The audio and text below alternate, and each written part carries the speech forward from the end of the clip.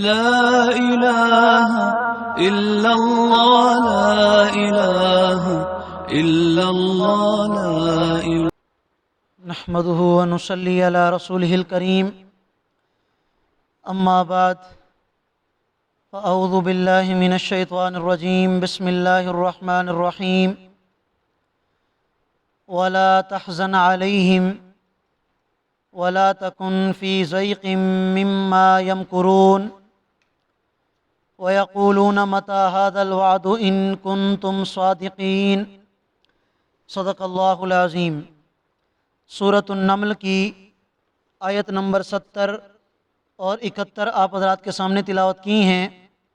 آیات کریمہ کا ترجمہ یہ ہے، اللہ رب العالمین ارشاد فرما رہے ہیں، میرا پیغمبر آپ ان لوگوں پر غم نہ کریں، ولا تکن فی ضیق، اور نہ ہی ان لوگوں کی مکاریوں سے تنگی محسوس کریں. ویقولون، ان لوگوں کی حالت تو یہ ہے کہ یہ کہتے ہیں، متی ھذا الوعد ان کنتم صادقین، کہ قیامت کب قائم ہوگی اگر آپ اپنے دعوے میں سچے ہیں. سورۃ النمل کی آیت نمبر 70 کے اندر اللہ رب العالمین نبی کریم صلی اللہ علیہ وسلم کو تسلی ارشاد فرما رہے ہیں. اس سے ما قبل آیات میں مشرکین مکہ، کفار مکہ کا ذکر آیا تھا کہ جن کے بارے میں یہ بات ذکر کی گئی کہ وہ لوگ قیامت کے دن کے بارے میں شک میں پڑے ہوئے ہیں، بلکہ وہ قیامت کے دن پر یقین ہی نہیں رکھتے، اور وہ کہتے ہیں کہ جب ہمارے جسم کی ہڈیاں بوسیدہ ہو جائیں گی اور ہمارے جسم مٹی کے اندر مل جائیں گے تو کیا ہمیں پھر زندہ کیا جائے گا، ہمیں دوبارہ قبروں سے اٹھایا جائے گا؟ تو وہ اس بات کو تسلیم کرنے کے لیے تیار نہیں تھے. نبی کریم صلی اللہ علیہ وسلم کو اللہ تعالیٰ نے دعوت و تبلیغ کی ذمہ داری دے کر اس دنیا میں بھیجا ہے.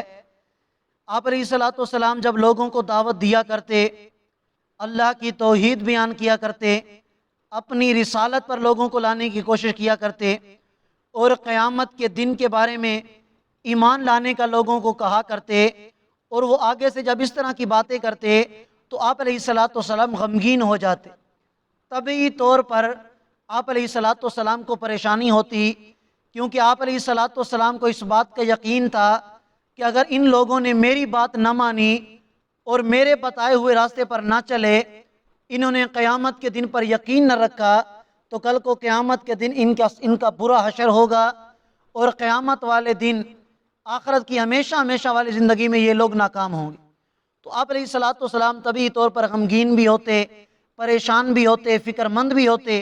تو اللہ رب العالمین نے ان آیات کریمہ میں بھی اور قرآن کریم میں مختلف مقامات پر اللہ رب العالمین اپنے محبوب کو تسلی ارشاد فرماتے ہیں کہ میرا پیغمبر، آپ کو غمگین ہونے کی ضرورت نہیں ہے، اور نہ ہی آپ ان لوگوں کی مکاریوں سے تنگی محسوس کریں، گھٹن محسوس کریں.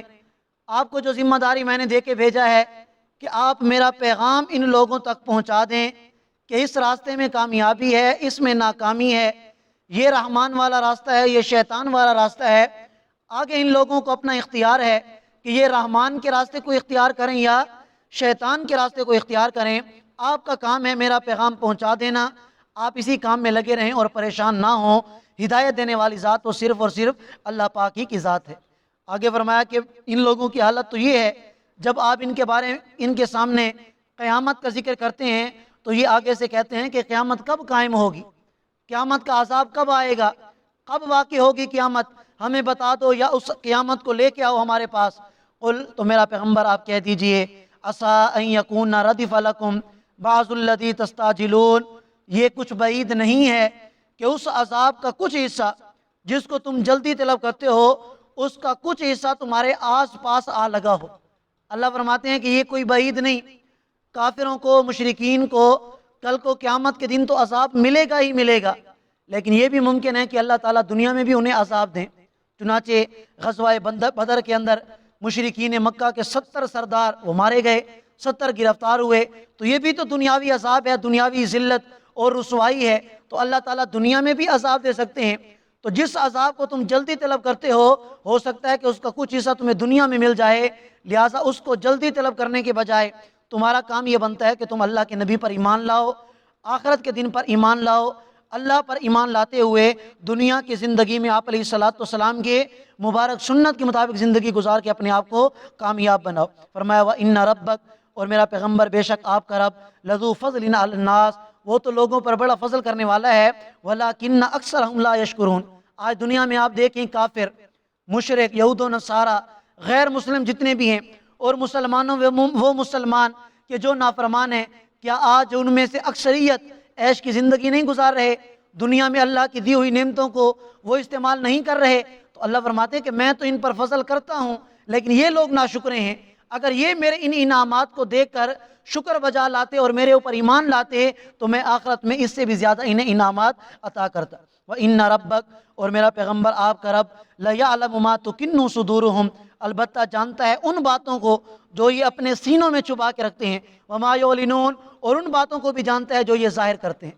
وہ تو اتنا بڑا رب ہے، وہ تو سینوں کے اندر چھپے ہوئے رازوں کو بھی جانتا ہے، دل میں کیا خیال آیا، دماغ میں کیا تصور آیا، اللہ تعالیٰ تو اس کو بھی جانتا ہے، چاہے کہ وہ گناہ اور وہ اعمال اور وہ باتیں کہ جو انسان ظاہری طور پر اور اعلانیہ طور پر کرتا ہے۔